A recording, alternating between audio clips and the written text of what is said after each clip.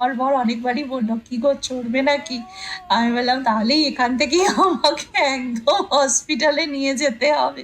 Hello বন্ধুরা, কেমন আছো? আমরা এসেছি স্যান অ্যান্টোনিও সি ওয়ার্ল্ডে। তো এই দেখো ঢোকার মুখে সবাই দাঁড়িয়ে ফটো তুলছে, তো আমি আর রাশমিও দাঁড়িয়ে একটু ফটোশ্যুট করে ফেললাম।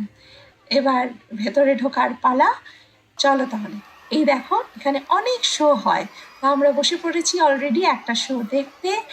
আর অলরেডি সামনে যারা বসেছিল তাদেরকে সবাইকে ভিজিয়ে দিচ্ছে। আর এই যে সি লায়ন খুব সুন্দর করেছে প্রোগ্রামগুলো। আর আশমিত দেখছে আর মজা পাচ্ছে, আশমিত তো বেশ ভালোই লাগছে।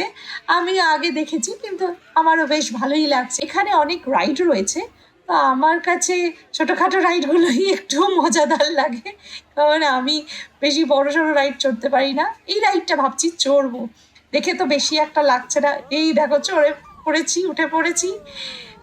আমি তো চিল্লাচ্ছি, আমার ভীষণ ভয়, আমার যেন মনে হয় সব আমার খাবার দাবার যা আছে পেটের ভেতর থেকে সব বেরিয়ে আসবে। এটা ঠিক আছে, এই ক্যারোসেলটা এটা আমি চড়তে পারবো। আর এই দেখো আশমি ও এবার সব জলের অ্যাক্টিভিটিগুলো করতে বসে গেছে। ওর তো ওয়াটার দেখলেই হলো, পাগল হয়ে যায়। সারাদিন এই জায়গাটাতেই চাইছিল করতে, বাট আমি বলছি সারাদিন জলে ভিজলে আর দেখতে হবে না, ঠান্ডা লেগে যাবে একদম।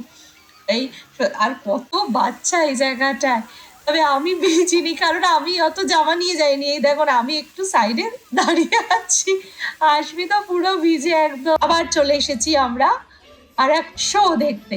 এই শোটাও দেখো কি কিউট, এই শোগুলো দেখতে কিন্তু আশমির সাথে আমারও বেশ ভালো লাগছে। এই দেখো এই পিলারগুলো দেখো, এই যে উপরে বিশাল বড় একটা রাইড, বাপরে বাবা, আমার তো মাথা খারাপ হয়ে যাচ্ছে এটা দেখে। আমার বর অনেকবারই বললো, কি গো চড়বে নাকি? আমি বললাম তাহলেই এখান থেকেই আমাকে একদম হসপিটালে নিয়ে যেতে হবে, কারণ পেটের ভেতরে যা হবে সাংঘাতিক। আমি তো ভাবতেই পারি না এইগুলো। আমার তো ওখানে গিয়ে অর্ধেক রাইডই চড়া হচ্ছে না, কারণ আমি তো এইগুলো দেখলেই আমার এত ভয় লাগছে যে আমার আর কিছু চড়া হচ্ছে না। আর এই দেখো কি সুন্দর পেঙ্গুইন রয়েছে একটা ঘরের মধ্যেই, এই জায়গাটা ঠান্ডা করে রেখেছে। পার্কটা এত বড় যে একদিনে তোমাদের দেখিয়ে শেষ করতে পারলাম না, তাই জন্য পরের ভিডিওতে আবার বাকি পার্কটা ঘুরিয়ে দেখাবো। চলো তাহলে, বাই বাই।